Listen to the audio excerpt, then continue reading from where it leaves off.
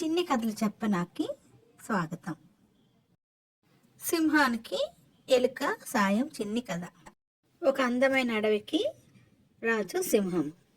సింహము చక్కగా అడవిలోని జంతువులని క్రమశిక్షణతో పాలించేది. ఒకరోజు సింహము ముఖ్యమైన కార్యక్రమాలన్నీ ముగించుకొని చక్కగా ఆహారం తిని ఒక చెట్టు కింద సేద తీరింది. అలసిపోయి చక్కగా పొట్ట నిండా ఆహారం తీసుకున్న సింహానికి మంచి నిద్ర పట్టింది. అయితే సింహం సేద తీరి ఉన్న ఆ చెట్టు పక్కనే ఒక చిన్న కలుగులో ఒక చిన్న ఎలుక ఉంది. ఆ చిట్టి ఎలుక పేరు మింకీ. మింకీ చాలా తుంటరిది. చిన్న చిన్న పనులతో మిగతా జంతువులకి ఆట పట్టిస్తూ సరదాగా ఉండేది మింకీ. మింకీ ఎలుకకి చెట్టు కింద సేద తీరి ఉన్న సింహం కనిపించింది. దానికి ఒక చిన్న ఆలోచన వచ్చింది.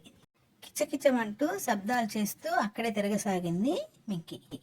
అంత పెద్ద ఆకారం ఉన్న అడవికి రాజన్న విషయం తెలుసు కూడా మింకీ సింహానికి తన చేష్టలతో ఇబ్బంది పెట్టసాగింది. అలసిపోయి మంచి నిద్రలో ఉన్న సింహానికి నిద్ర భంగమై కళ్ళు తెరిచి చూసేసరికి ఎదురుగా మింకీ కనిపించింది. సింహానికి విపరీతమైన కోపం వచ్చింది. మింకీని ఒక్క ఉదుటున చేత్తో పట్టుకుంది. మింకీ చురుకుగా సింహం చేతికి చిక్కకుండా తప్పించుకుంటామన్న భ్రమలో ఉంది. కానీ మింకీ సింహం చేతికి చిక్కిపోయింది. ఇక ఆ క్షణంలో మింకీకి భయం వేసింది. చిట్టి ఎలుక సింహం రాజుకి క్షమాపణ అడిగి నన్ను వదిలిపెట్టేసే, నీకెప్పుడన్నా సహాయం చేస్తాను ఆపదలో ఉన్నప్పుడు అంది. దయాగుణం కలిగిన ఆ సింహము మింకీతో అంది, నువ్వు నాకేం సాయం చేయగలవు? ఇప్పుడే నా చేతికి చిక్కావు, తప్పించుకోలేకపోయావు కదా, నిన్ను వదిలిపెట్టేస్తున్నాను, బుద్ధిగా ఉండు, వెళ్ళిపో అంది సింహము.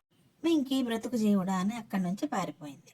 అయితే అనుకోకుండా సింహం ఒకరోజు వేటగాడు వేసిన వలలో చిక్కుకుంది. వలలో చిక్కుకున్న సింహం ఎంత ప్రయత్నించినా బయటకు రాలేకపోయింది. సింహము అరుపులతో అక్కడ అడవి అంతా ప్రతిధ్వనించింది.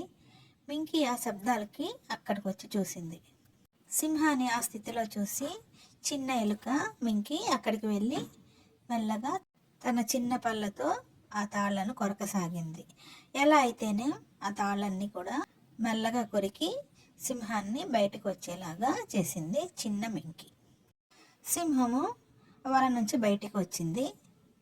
వేటగాడు వచ్చేలోగా సింహాన్ని వల నుంచి తప్పించింది మింకీ. వల నుంచి బయటకు వచ్చి ఆనందంగా పెద్దగా గాంటించింది సింహం. మింకీకి తన కృతజ్ఞతలు చెప్పింది సింహం రాజు. నువ్వు చిన్న ప్రాణివని చులకనగా మాట్లాడాను, నన్ను క్షమించు, ఇద్దరము కూడా ఇక నుంచి స్నేహితులము అని చెప్పింది సింహము. ఆకారాల్లో తారతమ్యాలున్న ఎవరి శక్తి వారికి ఉంటుంది. దేవుడు ప్రతి ఒక్కరికి ఒక్కొక్క రకమైన శక్తి ఇచ్చాడు.